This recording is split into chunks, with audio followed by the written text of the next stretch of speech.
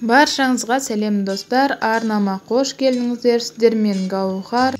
Мен бүгін сіздерге асқабақтан дәмді әрі пайдалы десерт дайындап көрсететін боламын.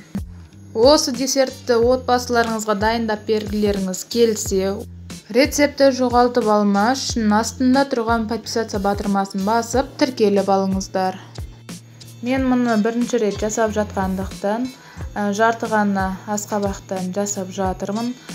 Асқабақты тазалап алып, оны бөліктерге бөліп, кубиктап турап ыдысымызға саламыз.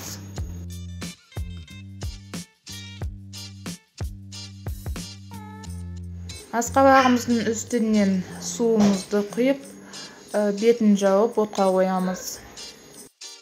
Асқабақ піскенге дейін оның желатинін дайындаймыз. Ол үшін 15 грамм желатин. Мен осындай желатин қолдандым. Және жылы қайнаған су керек.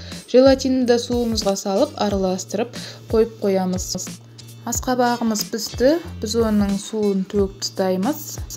Әр қарата оны жақсылап тұрып, түйіршіктер қалмайтындай етіп еземіз. Езілген асқабақтың үстіне дәміне қаратып қантымызды, одан кейін жарты лимонның согын құйып араластырамыз.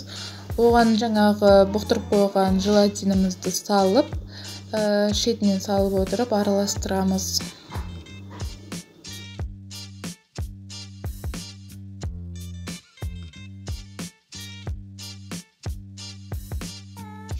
Араласқан асқабақты табаны тегіс ыдысқа құямыз. Менде осындай ыдыс. Мен оның ішіне пищевой пленка салып, үстіне құйдым. Ыдысымызға құйылған асқабақты 4-5 сағатқа холодильникке қалдырамыз. Мен бір түнге холодильникке салып қойдым.